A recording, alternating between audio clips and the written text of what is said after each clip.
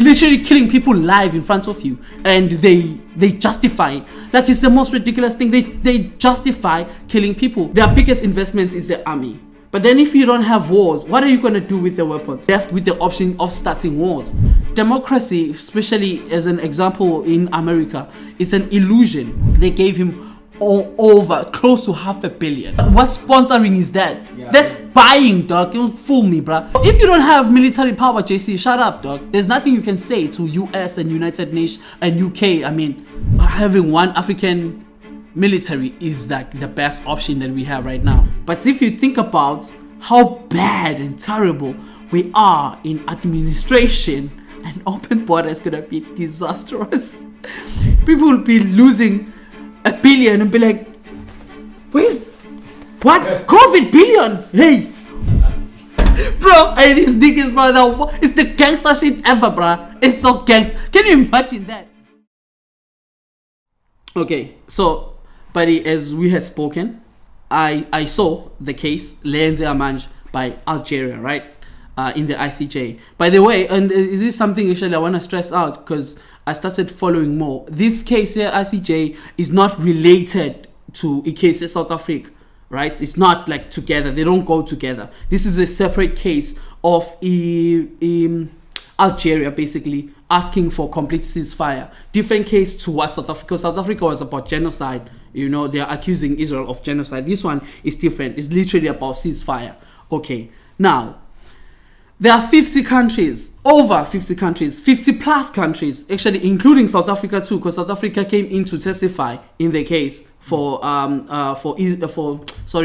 Palestine, right? The case by Algeria, they came to testify. But then there's so many other countries, they're over 50, bro. It's just so emotional. And with all that, yes, the funniest, yes, still think about it. With all that, America just vetoed the decision. To veto, basically, it means to override, a judicially or a lawmaker, a body that is responsible for making the law of the land and stuff. So you override whatever decision they do or they take. You just override it, right? You disagree with them and you override, and you can make your own proposal. Basically, that's what they did. And the reason America is able to do that, again, in the formation of United Nations, America, England, China, and Russia are at the forefront. But America and UK, basically, like those are the big boys in Security Council. So they're able to block decisions that are taken by United Nations. Which I find it very strange. Why is it then, if we have United Nations and they're supposed to be this independent body, because that's how we think of them. Why is it that all the countries that are there cannot be part of the decision making, right? Of the final decision making. So for an example, like voting. Why can't they vote the decision if they want to keep it political? Or use the judges. I mean, the judges are there. What are the judges for then? I mean, why can't you keep it within the judges and people who are actually about the law and not politics? You know? But it's literally like live. About now they're literally killing people live in front of you, and they justify it. Like, it's the most ridiculous thing. They justify killing people. Joe Biden goes and tells Americans that you guys are fine, you are all right. It's okay that we are killing people because we are selling arms. It's good for the economy. Literally, that's what he said, bro. Like, I don't understand. And the opposing party to by Donald Trump, what's the party? But do you know Donald Trump's party? We have the Democrats, Republicans. What's his name? It's Mitch McConnell. I think, yeah, it's Mitch McConnell, who is like in the Republicans. He literally said too, that's one part he agrees with Joe Biden in. I mean, giving weapons to Ukraine, giving weapons to Israel is good for them economically. So killing people, literally, for them right now, economy is killing people. And remember, this is a question that we always ask by the Wuti. Since United Nations, United States, we know, one, they're not necessarily the best country in production of raw materials, right? True. They do have raw materials, but that's not their strongest industry. They still need oil from the Middle East and stuff like, they still steal oil from different countries. We know that, right? Their biggest investment is the army. But then if you don't have wars, what are you going to do with the weapons? Because they produce weapons at the cost of 100 billion, right? True. Billions and trillions of money in weapons. If you're going to invest so much, not in the society, but into weapons, then if there's no war, what are you going to do with those weapons? Because then you're going to have a backlog of weapons. Because if you have an industry whereby people work in production of weapons and you don't have wars, that means you're going to be stuck. Because weapons are not food. You can't just eat weapons. You can't just give it to anyone to use it. You can't just give it to someone to use it like a car, right? So if your main points of economy would be to build weapons and have the strongest army, if there's nobody to fight, what are you going to do? Because then they are left with the option of starting wars. Because literally, he went to the news and said that they need to give weapons, the 100 billion that they're giving out. And it's so weird, by the way, when you look at, like, when you hear Americans online, people saying they're giving us our tax money to Ukraine. No, it's not your tax money, bro. Like, they're giving people guns, dog. Because saying they're giving tax money sounds like they're sending cash. No, they're not sending cash, bro. They're giving people weapons, bro. It's how it's sold to them in the country. And then obviously they look at it that way, right? Yeah, true. Yeah, but they're giving people bombs, bro. Like, can you imagine? They said they're gonna give 100 billion worth of firearms and fighting power to Ukraine, to Israel, and now to Taiwan, which is the most surprising. Because there's no war between China and Taiwan, they're creating it. Because once China knows that Taiwan is giving these weapons, what do you think is gonna happen? Of course, they're gonna try to block that. And then, just like Russia, as soon as you act, then they come up with these. They kill you on the media. They say all these type of things that they say. Literally, just again, why are they invested so much in weapons? Because then this kills the economy. Because then they have backlog. Because, for an example, Mitch McConnell, in support of Joe Biden, he comes in and says on the news, he says he supports him because that's gonna help them with the new projects. For example, like right now they have too many firearms and what's not, like basically like war power. Basically, they have too much of it and they need to create new technology. But then they cannot go on with the new programs because they're old programs. Bro, and these niggas, bro, it's the gangster shit ever, bro. It's so gangster. Can you imagine that? They're saying because they are stuck with the old weapons, they need to create and go on with the new programs. So they're looking for a way to offload. They need to offload the firearms they have. So hence they're giving up so much money in terms of the firearms and what's not, bombs. I think the States is always holding to that idea of being a powerhouse. And the moment it realizes that it might go away, they try by all means to create. Yeah, because they make these things, bro. They make it, true. Like Hamas attacked in Israel. Now let's be fair. That's the other thing that I hate when I hear someone defending Israel. They talk about October 7th, dog, from 2023. The fuck, bro? Like, Israel has been killing Palestinians forever, dog, forever. Yeah. Now, because Hamas hits back, that is being used as an excuse to kill Palestinians. Literally, that's the fact that Hamas, for the first time, we have whereby people from Palestine, which are terrorist group, Hamas has replied and killed people for the first time. Right now, we got what we were looking for. Now we can literally go kill them officially now. They've done, because you've been killing them forever. Because you might find out that the person maybe who's leading Hamas or the people leading Hamas are people that you killed their families and parents somewhere. And then now they are there, they are a terrorist group and they kill you back. All of a sudden they are bad, they are this.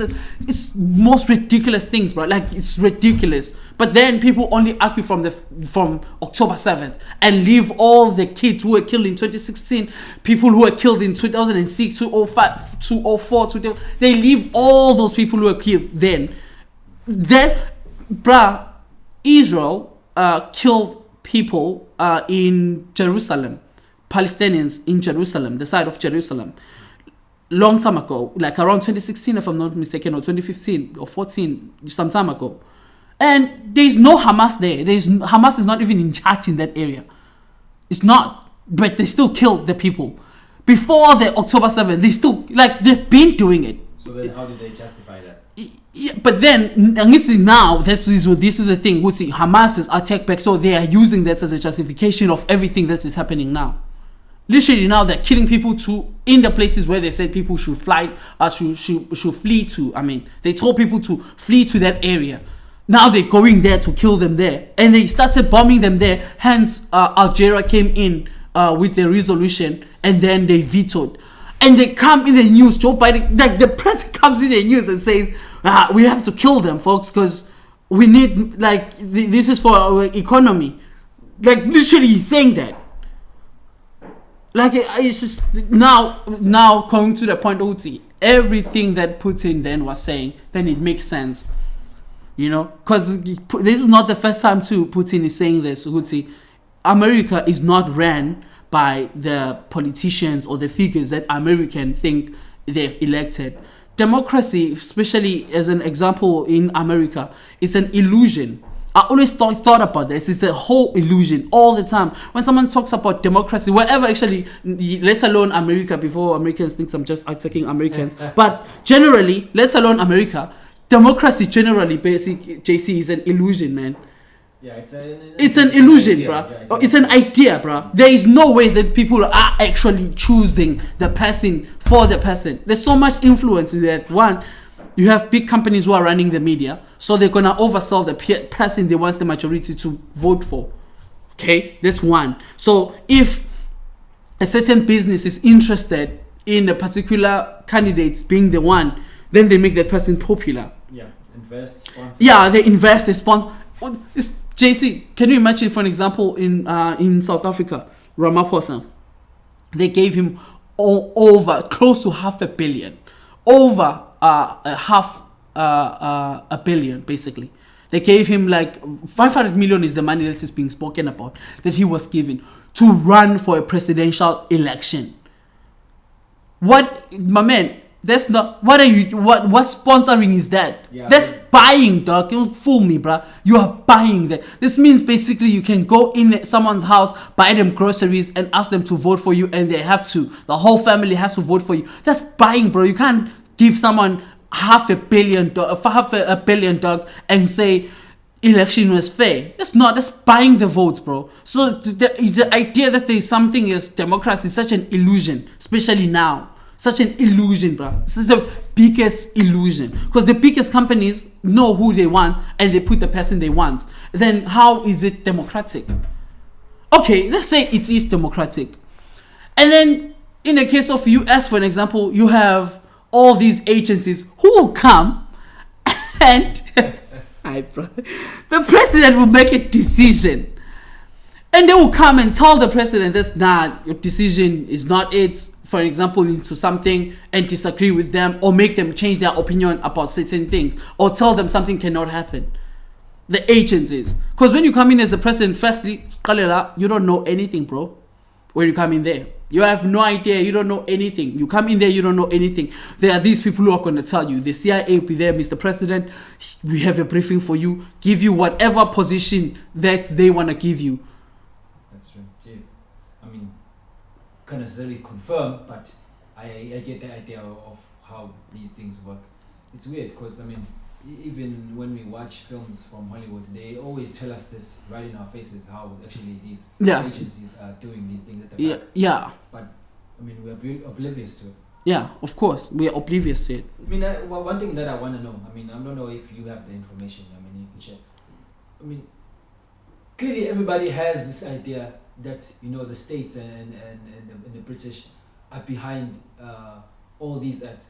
But why is nobody ever calling them out during these hearings? Go ICJ. Like, I've never heard that the States being called out in terms of, hey, guys, this is happening, but we know who's backing these people up. Economic reasons, but they do call them up, though. Like, when it comes to that, they do call them up. But it's also for economic reasons. Because, like, you can call them out and say things to a certain extent, but what are you going to do about it? The fuck you gonna do? Say United States, bro. They're gonna fuck you up, man. What you gonna do about it? What you think? It's United Kingdom and America together, dog. That's like Spider-Man and Batman together against you. Like, what you gonna do? These are supposed to be the superheroes against you. What you gonna do, dog? The dream team coming against you. There's nothing you can do. There's nothing, bro. Like, what? You are South Africa, dog. Come on. Get real. Yeah, there's nothing you can do. As long as JC, you don't carry the military power to do something about something, they can do whatever they want up to you.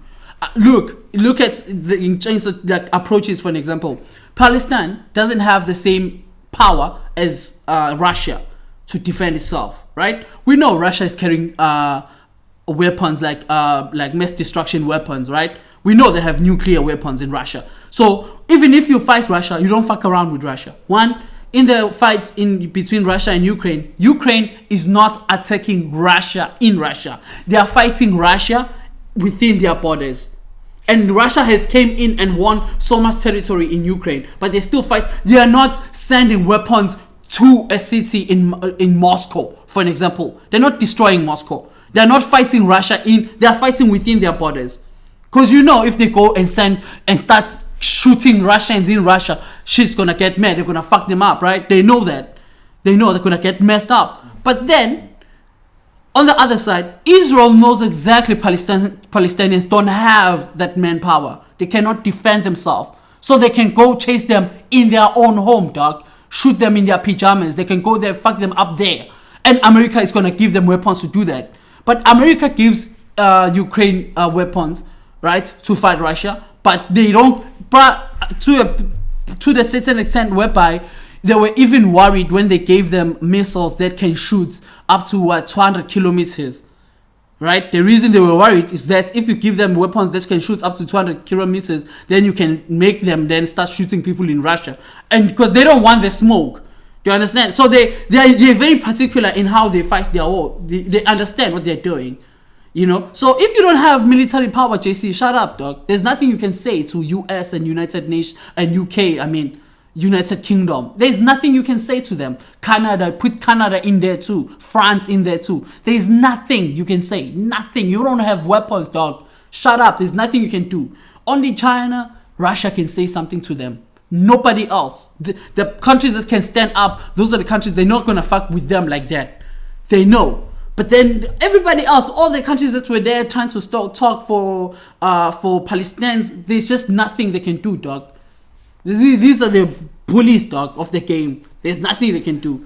So are you saying the world is standing in a position where they can't do anything about this unless they move away from the idea of the United Nations? Because clearly that seems like it might be the only solution. Yeah. If the solution has already started a long time ago. The solution is an opposite of basically the current economic structure that's basically it's favors Western countries over other countries, right? The current economic structure, the current trade market structure, right? The current financial structure, right? So the best way, the opposing way for countries to do, especially the countries that are seeing flames right now, is to have an opposition such as BRICS. So then a body like BRICS is an alternative.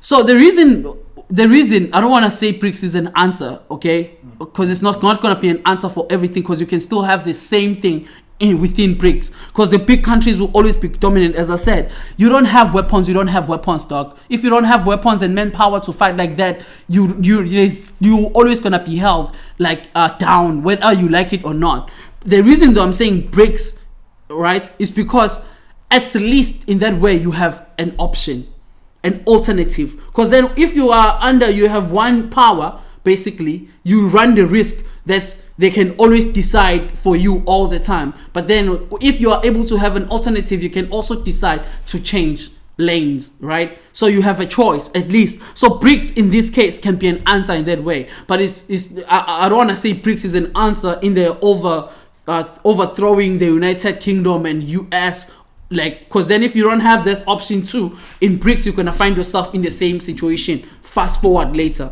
because the big countries will always be dominant over the smaller countries. Do you see? So then having options such as BRICS and this one existing, right, almost bipolar to each other, and then you can say you have at least options. Otherwise, you don't. If you don't have manpower, but shut up. You know. This brings me to this thing of UN, bro, pisses me off because I don't understand. Like, it's so stupid. Like how stupid it is, man. Like, it's so stupid. It's like, yo, you're killing people, and someone is up there like, we stand for Israel. It's like, damn, dog. Yo, and one obvious thing, yes, when I think about it, like, it really pisses me off because it's so obvious. I don't know how obvious they wanna be. Like, can they try to hide it, bro? If you are racist and whatnot, try to hide that you are killing Muslims. Like, try something, bro. It's too obvious, dog. My man, nobody, like, in their right mind can tell Uguti rights in this world are reserved for certain people. Right? When Russia was attacking Ukraine, Western countries were out there opening their doors, people saying, I will take 50 Ukrainians if I have to, right? They can come here in England. We love Ukrainians. They look like us. Have you seen them? Like, that was them, right? People were standing up. Yeah, Putin is wrong. We will support these people. Welcome Ukrainians. Come in. All over the news. Yes, this for Ukraine. People were posting flags of Ukraine all over the news, right? All over the social media, right? That was the feeling, right? Those people have rights. They're whites after all. Now, can you come to black people or brown people? Okay, we want Hamas. Yo, dog, I'm not Hamas, bro. I'm just Muslim and brown. I live here. I'm not Hamas. I'm not about that. Then what? They will never say, can the people of Palestine come here? Never will happen. Rights in this world are reserved for particular skin colors. It's just unfortunate that it's like that. Internationally, you know where you stand, right? The only thing, for example, I was saying this to my brother when I was home, actually. I was saying I saw these kids playing football and stuff, and I imagined myself and I saw myself in them, and I hated the fact that I got so old to understand the context in which I'm being raised. I never understood that, when you are living in a black neighborhood, there's no white people there, you grow up with other black people, you don't think of racism. You see white people now and then and they're nice to you, everything is cool, right? You don't see racism like that. Like, for me, I don't know white people like that in my space who are racist and whatnot. I don't know that type of thing. And then when you start to know things as you grow up internationally, then you get exposed to things, all of a sudden you understand exactly the context you are in, which you are born and which you are being raised. Like, something, and I was saying to him, yo, guys, you need to indoctrinate these kids. You need to make them understand the context in which they are raised in. Because they're here in the hood and not getting into these spaces that we are getting to. They don't have no idea the context in which they're being raised. Like, why are they there? Why their situation is like that, for an example. They have no idea. It just pisses me off, bro. Like, it's too obvious, bro. Like, you just hate Muslims, dog. You hate brown people, dog. There's just nothing to justify there. That's all it is, dog. They're killing people, bruh. They're bombing kids. Bomb a kid, bruh, and you justify it. Like, the fuck is wrong with you? There's just nothing to talk about. I don't know why it's arguing or like, dog. It's not Hamas, dog. It's a kid, bruh. Kid is 4, dog. Like, the fuck, bruh. These people driving Barcelona, and they're like, we stand with Israel. The fuck is wrong with you, dog? Like, fuck these people, bruh. Young Barcelona, and she's like, dog. Like, why do we even have to? Because at least this is me. It's like, if you're doing that, just own it. Yeah, I'm racist and I'm killing them. Okay, then, and then we know what you're doing. Now people are out there in the United Nations trying to fucking fight. They're killing people, and then US comes in and like, we veto that shit. Like, fuck, bro. Like, why, dog? The fuck. Like, leave it, dog. They're killing people. They know they're killing people. It is what it is. Do you have something to fight back? Like, because that's what you should be talking about. Can you make an international independent military, something like that, whereby you guys can fight back? Because going there and talking to people, like, I don't understand what you are talking about. Can you imagine you go to court, your perpetrator is there, and then now you have to argue with them as to why is it wrong that they raped you? The fuck, bro? Like, that's what they're doing. You have to sit there, argue that. Why is it wrong that so I took your phone and I raped you? Why do you think it's wrong? Well, you have to argue with them. That, like, it's like what argument are you having? How is it not wrong? You just killed over 20k kids, going to 30k kids. Like, what argument are we having? I don't understand why we even like have to entertain such things, because they know what they're doing. It's not like they don't know. Anyway, this brings me back to the point of my favorite, Julius Malema. The point that he always makes, and that he was making about the reason this brings me to that actually is because of what's currently happening with Palestine and stuff like that, which is being, we know, the daily bread of Africa. You know, it's been the daily bread of Africa. This thing that is happening. I mean, we know how it goes. We are nothing in these people to these people. They can kill us anytime they want to. Excuse me, they do. You know, anytime they want to. And Julius Malema with this idea of having one Africa, like one military and stuff like that. The idea is great, bruh. I agree with that. I think we should have that, you know, like especially to stand a chance in this kind of world that we are in. Yeah, well, like, you know, having one African military is like the best option that we have right now, right? Because if you think about United States of America, literally it's the states that are united together to form America. So technically you have countries that are separate called states put together to form the United States, and then they have this superpower. But then in Africa, you have these countries that are not the United States of Africa to form a superpower country. Because if Africa thinks like that and then they form a superpower country, they can be like, they can cause problems for everyone. But of course, we know No, in that, yeah, all these other small countries are still being. The small countries are still being controlled by the West. And again, which always like, yo, bruh, you know, it's so weird when this, you know, I saw such a one of the, that thing is so racist, but I don't know if I sent you, buddy. That guy is so racist, like, it's, I laugh, bruh. It's, you know, sometimes, you know me, bruh, like, sometimes I enjoy it so much, like, someone is just outrightly racist, like, bruh, no, stop, I laugh. Something is fun. I don't know. I just like that. It's like, yeah, say that shit. Like, you just, you know, you just, unlike these ones who try to justify things. That guy is openly racist, like, full on. This guy says, social media is nice though. This guy says, see right now here in America, we're having all these problems with these foreigners coming in our borders. I think we should just go back to being just like a supremacist country. Let's go back and just oppress these countries because they can't govern themselves. For an example, you have all these rubbish countries in Africa. Let's just go back there, colonize all of them again so that they don't come here in our country. All this talk of illegal migration in Europe, in the United States, it ultimately comes down to a contest of what is governance. Who is governed? Which countries are governed well? And if so many of these countries around the world are incapable of governing themselves, then it's time for us to just put the imperial hat back on to say, we're going to govern those countries if you're incapable of governing yourselves, because enough is enough. We're done being invaded. Because our own national security risk is at stake. Exactly. National security interests are at stake. You can say that about pretty much all of Africa. They're incapable of governing themselves and benefiting their citizens because the governments there are all about looting and pillaging and lining their pockets and going shopping in Paris, instead of actually making their country a better. People on the land. left are going to watch this. They're going to say, wait a minute, Eric Prince is talking about being a colonialist again. Absolutely. This, for me, like, the reason I find it most interesting is how easy that could be. I mean, if they want to do it, they can do it, actually.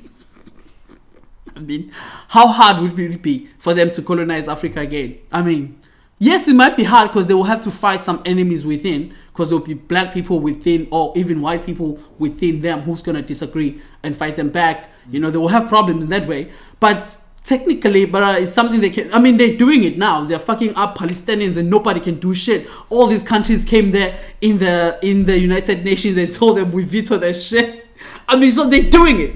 So they can do this. Yeah, well, they can do this thing, right? Now, I'm sitting there, I'm thinking to myself, how hard would it be for them to colonize Africa? Actually, not that hard. Literally, country by country, say, okay, because now this guy gives, because this is the type of justification they use, like, you guys can't govern yourselves. give us your raw materials and we'll govern you. That's literally, they can literally do that. I mean, this is what they were doing to the leader, Gaddafi. That's how they killed him, right? They said he's harsh to his people, he's killing innocent people, he sent soldiers and bombed innocent people and stuff like that. Rubbish, literally. And then they went and killed him. And then they took over the oil just because he was refusing for the oil to be processed outside of his country. Literally, they went there and killed him and did whatever they want to do. So they can literally do that. Hence, it pisses me off then when these people come in and say that type of shit, like you can't govern yourself. My man, come on now. Guys, the failure, for an example, of South Africa as an example, is because, again, democracy is an illusion. The people that get placed in power are paid for. So people don't get to choose their candidates, for an example. Whoever they get to choose is a person that is funded by big boys, by people who are running the country. If people who are running the country do not want the candidate to be the president, my man, they will fucking tumble everything to the ground to make sure that doesn't happen. To make sure it doesn't happen. It's only the people that they fund that can get into power, right? They are people, basically. Even if you are not their people as yet, if it's someone they can negotiate with, find their way with, that's the person that they're going to push in their media, they're going to promote. That's the person who's going to run the country. Again, point in action with South Africa. We know that Ramaphosa is not the favorite candidate of the people, but the man was running with the $500 million. Now, how do you compete $500 million, bro? I mean, because $500 million means the person can get to every corner in SA. The person already is promoted in all the social networks, all the TV stations. The person was, my man, this guy was being promoted as, what was his slogan? There's a thing, Tumamin. Remember Tumamin? You remember his thing? Bro. He was that guy. He was Tumamina, fighting corruption. That was him, right? Now, and he has the money to back the idea. He has $500 million to back the idea. CR17 files are there. He has the money to back the idea. Jeez, now speaking of that, I wonder what the slogan is this time around. I have no idea. No, I haven't gotten one to. I haven't had what. I mean, they try. Oh, basically this time they're trying to spin. They're trying to look at the ANC in the space of the 30 years and how they are better than apartheid. So the standard is apartheid. It's dumb, motherfucker. They've been using Man, They've been using but that. but now that's what they're pushing now. Basically, they're saying, "Yo, you're saying that 30 years hasn't been better. Where are you from? Look back. You forgot. You're from apartheid. This is better than apartheid." That's you, like that's you comparing to yourself to a kid who got 10% in class and you're like, yo, the worst person has 10%. This is 11%. Dumb dog, yo. Dumb dog, yo. But that's what they use as a standard. I mean, they use apartheid as the standard to measure their progress in 30 years. They're saying the times of apartheid are the worst times and the times of democracy of 30 years of the ANC are the best times. That's a standard. Damn, bro. But again, now, why, for an example, Ramaphosa? We already know, right? Marikana, what happened in Marikana? They killed people, right? They killed miners for what? For striking against the mine, demanding better wages, demanding insurances and all those type of stuff, right? They killed the miners, right? Yeah. How were they able to kill miners? Because they have their men on the inside, Ramaphosa, right? And they were able to kill people and get away with it. And that they did. They killed people and they got away with it, right? Because they had people in the inside. Overall, after all, I mean, then what? They went on and did. Now, Ramaphosa is involved in business in so many companies, but he didn't have to work for it. He has political influence to be involved. right? So all types of business on 10% here, 20% here, he's their man. So then if they need someone who can run and win the election, they have to get someone who's going to keep the structure of economy the same. Because changing of the structure of economy is changing money for them. It's taking away food from them, right? Because if you look at someone like Julius Malema, right, who is talking about the nationalizing of mines, tell me now, if someone owns a mine, is sitting there, is Patrick Ntsepe and them, and you're gonna think they're gonna do it and be like, oh, I like the guy who wanna nationalize. Yeah, give me the guy who's gonna nationalize, take my mine away from me, like tell me that the mine belongs to the country, not me. Of course it's not that guy. Dumb. That's not the guy they're gonna give money to promote to you. The fuck, bro? You dumb? People are so stupid. Like, how are you that dumb, dog? Of course Malema is not that guy. They're not gonna give him money to run the country. Crazy, bro. The fuck, bro? Of course, like what you think. Of course, this guy is talking about nationalize. They're not gonna give him money to run the country. Of course, you know. So they will need. Hence, I'm saying it's an illusion. They will pump the person they want to win. So then, to say that Africa cannot govern itself, how? If you are like it's almost like now the colonialism is this restructured. How? You know, it's more of soft power now rather than military and what's not. They're using other tactics to keep them in the same place. You pay for the candidate you want to run, and if somehow unlikely they get the wrong candidates like Gaddafi, you go in and kill that candidates because they're not supporting you, right? If it's not your candidate, how many presidents have they killed in Africa? Killed a lot of presidents in North Africa, bro. Americans have killed plenty of presidents in Africa, dog. Why? All the time when they get the guy that's not their guy, they will end the guy. What do you think's gonna happen, bro? Try and put that You know, yeah, they're gonna end the guy. Even people who are promising and people who are prominent leaders, that's cool, stand the potential to be president, and then meaning if they have the potential to be that, if you look at people such as forgot this guy, Chris Hani, for an example. Look at people like Chris Hani. Chris Hani was such a big potential that maybe after Mandela or after whoever he could be president of SA, but he was not the right candidate for the establishment. So what do you think is gonna happen? They're gonna kill him. Of course they will kill him. What do you think? So then it's the system already is managed by them. So there is no, this idea that you are governing yourself is an illusion, right? Because it's like you are governing yourself with what? 10% supposed to 100% of what the country really owns. I mean, like, because that's what you are getting. You are governing yourself with the 10%. And they're extracting the minerals, they're taking the billions, and also they're avoiding tax. That's the other thing. So they get to get away with everything and then make an illusion that you are governing. Like, bro, they're doing it. Like, literally, you can go now, look at the list of the billionaires in SA, dog. Oppenheimers and them, all of them, these white guys. You can go to Joburg Stocks Exchange, dog. You know those things, the website there. Show me a company there that is owned by the naturalized people of the country, black people and the indigenous people of the country. My man, it's only my man, bruh, you have a mine in SA, ran in England. The fuck you talking about, bro? A mine in SA. The mine is in South Africa. The company is in England. They run their shit, dog. What you talking about? So there isn't that thing, bro. Yeah, like I remember seeing in stores. Even stores Exist in SA, you think you're their home. They're not. Someone else, and you're like, yo, how is this store here? They're not. Because it's yeah. It belongs to you. Yeah.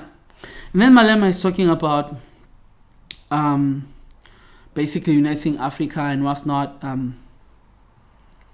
I you know me, buddy. Like, I agree with a lot of things that Malema will say, right? Sometimes the only thing now and then I always like. Sometimes when I think about when he says things such as open borders, for an example. One, when it comes to the idea of open border, 100% I agree with him on the open border. I agree that we need to have open borders, right? But I have a but in there. The reason I have a but, one is that when you say you are opening borders in South Africa, you are making an assumption that African countries, all the other African countries or presidents agree with the idea of also them, because open border in South Africa then must mean the others too need to open their borders. Then, do you see? Yeah. Then, so you are making an assumption that other Africa, because guys, we must remember South Africa is not the strongest economy in Africa. South Africans tend to have this illusion that they run shit. You're not, So then you're making an assumption that countries like Ghana and them will actually want an open border. That's one, and which might not be that. Yeah. Okay, and then another thing with an open border, it sounds easier said than done. It doesn't sound that complex and complicated in speaking, but if you think about how bad and terrible we are in administration, an open border is gonna be disastrous. Because we are bad in administration, dog. I mean, people will be losing $1 billion and be like, what?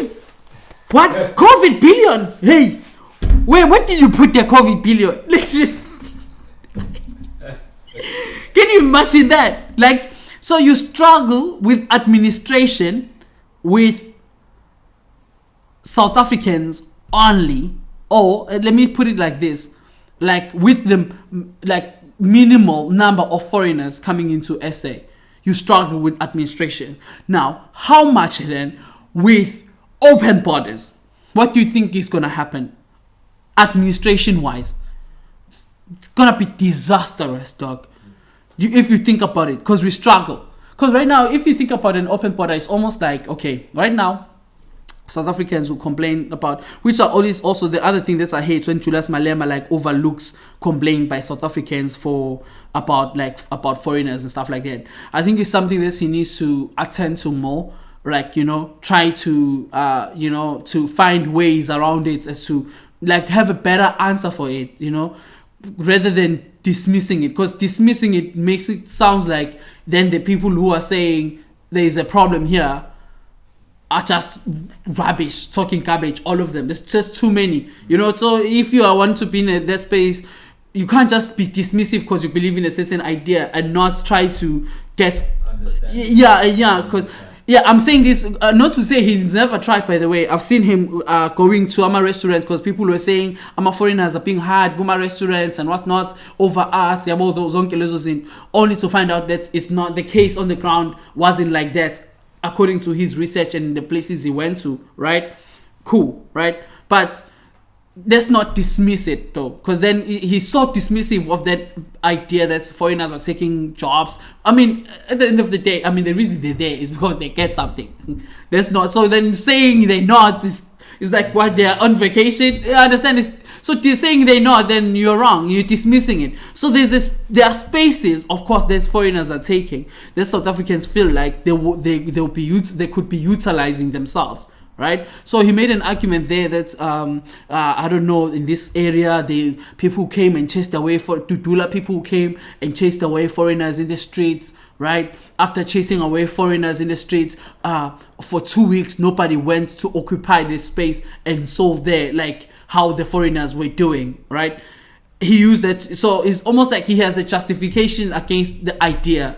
You see now, because at the end of the day, my man, the reason they are in SA is because they get something. Yeah. So if South Africans are saying, there's a space that we think we should be occupying, these people are coming in and taking, for an example, then this means something like that somehow is actually happening, and then is not conducive for South Africans. Then it's up to you to try and find a way as to how you solve the problem rather than trying to, because every answer is almost trying to dismiss it. Do you see? I think he needs to embrace the fact that that is happening, but then how can we deal with it if they are here? Because if you're saying you're going to open a border, basically you are saying now you're going to open the gates for them to actually be here. So then how do we work with them when they are here? How do we open up spaces for that to happen? I feel like he's not addressing that enough. He just dismisses every answer he has is to dismiss rather than to admit that, yo, this might be happening and there's a problem, and then how can we work around it? I think there's just a gap there that he needs to address, for me at least, in open borders. Because, buddy, if you think about it, imagine a tap that has a drop at night, you know,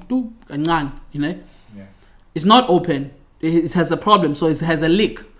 A leak of a drop, and you put a bucket there, and the leak ends up filling the bucket, right? And basically, foreigners now, like illegal, especially foreigners in South Africa, are like that drop. And South Africans are struggling, right, with them in the country. And this is a drop.